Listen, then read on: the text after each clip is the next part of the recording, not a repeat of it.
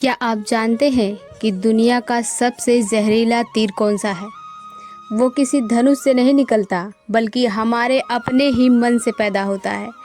वो है शक। बुद्ध कहते थे कि शक से बड़ा कोई रोग नहीं, क्योंकि यह एक ऐसा भ्रम है जो दो आत्माओं के बीच की कड़ी को तोड़ देता है। आज के इस वीडियो में हम जानेंगे कि बुद्ध के वे 5 सूत्र जो आपके मन से शक के अंधेरे को मिटाकर विश्वास का दिया जलाएंगे। नंबर 1, खुद की खाली झोली को प्यार से भरें। आत्मबोध। सच बताऊं तो जब हम किसी अपने पर शक करते हैं, पति पर, पत्नी पर, परिवार पर, तो ऊपर से हमें लगता है कि समस्या उनकी है जो बदल गए हैं, वे पहले जैसे नहीं रहे, वे कुछ छुपा रहे हैं। लेकिन अगर हम थोड़ी देर के लिए शांत बैठें और बिना भागे अपने मन को देखें तो एक बहुत गहरी सच्चाई सामने आती है। शक बाहर पैदा नहीं होता, वह हमारे अंदर जन्म लेता है। कई बार शक का बीज किसी और की हरकत से नहीं, हमारे अपने डर से होता है। डर कि कहीं मैं अकेला न रह जाऊं, डर कि कहीं मैं उतना अच्छा नहीं हूं जितना होना चाहिए, डर कि कहीं कोई मुझसे बेहतर आ गया तो। और यही डर धीरे धीरे शक बन जाता है। सोचिए, अगर आपके हाथ में सोने की असली मुहर हो और आपको पूरी तरह विश्वास हो कि ये असली है, तो क्या आप उसे हर 10 मिनट में घिसकर चेक करेंगे? क्या आप हर किसी से पूछेंगे कि बताओ ये असली है या नहीं?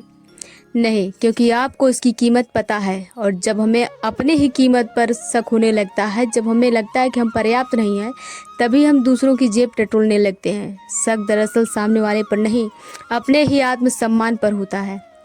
बुद्ध कहते थे कि जो व्यक्ति खुद को नहीं जानता वह हर किसी से डरता है। जब आपका मन भीतर से खाली होता है तो आप हर मुस्कान में खतरा देखते हैं, हर फोन कॉल में साजिश और हर देर से आने में धोखा। लेकिन जब आप खुद को समझ लेते हैं, जब आप अपने भीतर के गुण, अपनी अच्छाई, अपनी मेहनत और अपनी नीयत को पहचान लेते हैं, तो एक अजीब सी शांति आ जाती है। फिर आप सोचते हैं कि अगर कोई मुझे छोड़ भी दे तो भी मेरी कीमत कम नहीं होगी। और यही आत्मबोध है। देखो दोस्त, रिश्ते में सबसे बड़ी ताकत सुंदर चेहरा नहीं, पैसा नहीं, ना ही परफेक्ट होना है। सबसे बड़ी ताकत है आत्मसम्मान। जब आप खुद से प्यार करना सीख लेते हैं, जब आप अपनी खुशी का रिमोट कंट्रोल किसी और के हाथ में देना बंद कर देते हैं, तब शक की जड़ सूखने लगती है। क्योंकि शक तब पनपता है जब हम कहते हैं तुम्हारे बिना मैं कुछ नहीं, और विश्वास तब जन्म लेता है जब हम कहते हैं मैं पूरा हूँ और तुम मेरे जीवन का सुंदर हिस्सा हो, सहारा नहीं। खुद को प्यार करना स्वार्थ नहीं है, यह आत्म स्वीकृति है। जिनमें थोड़ा समय अपने लिए निकालो, अपनी पसंद का काम करो, अपने शरीर का ध्यान रखो, कुछ नया सीखो, अपने भीतर की अच्छाइयों को सूची बनाओ। जब आपका मन मजबूत होगा तो आप किसी के हर हरकत को अपनी बर्बादी की कहानी नहीं समझेंगे।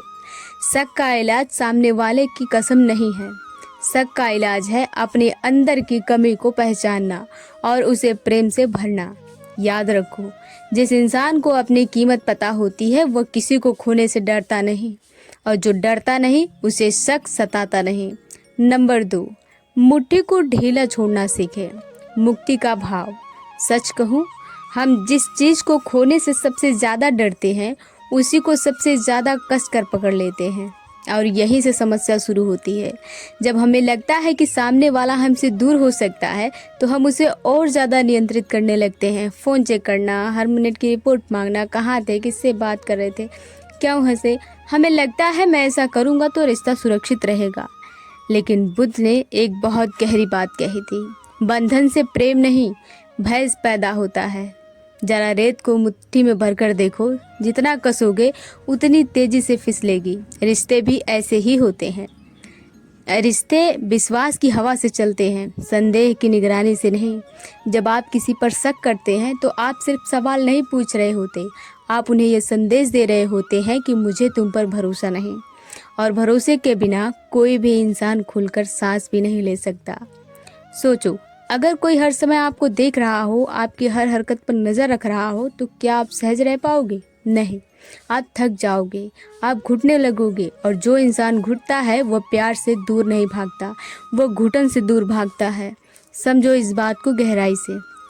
शक अक्सर प्यार की भाषा में आता है, लेकिन उसकी जड़ डर होती है। मैं तुम्हें खोना नहीं चाहता, यह सुनने में प्रेम जैसा लगता है, लेकिन जब यह डर में बदल जाता है तो वो कहता है कि मैं तुम्हें नियंत्रित करना चाहता हूँ।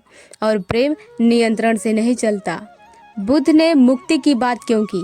क्योंकि जहाँ स्वतंत्रता नहीं होती वहाँ प्रेम टिकता नहीं। आप किसी को रोक कर अपने पास रख सकते हैं, लेकिन दिल से जोड़ नहीं सकते। सच्चा प्रेम ये नहीं कहता कि तुम सिर्फ मेरे हो। सच्चा प्रेम कहता है तुम आज़ाद हो, फिर भी मेरे पास रहना चाहते हो। और यही सबसे बड़ी जीत है। मुट्ठी ढीली छोड़ने का मतलब ये नहीं कि आप अंधे बन जाओ। इसका मतलब ये है कि आप अपने मन को डर का गुलाम ना बनने दें। आप अपनी शांति को किसी की हर गतिविधि पर निर्भर ना करें। जब आप भीतर से मजबूत होते हैं तो आप कहते हैं कि अगर तुम मेरे हो तो बिना बंधन के भी रहोगे, और अगर नहीं हो तो पकड़ कर भी नहीं रख पाऊंगा। यही परिपक्व होता है। रिश्ते को पिंजरा मत बनाओ, उसे खुला आकाश बनाओ जहां सामने वाला मजबूरी से नहीं अपनी इच्छा से रहे। नंबर 3, दिखने और होने के बीच का अंतर, दृष्टिकोण।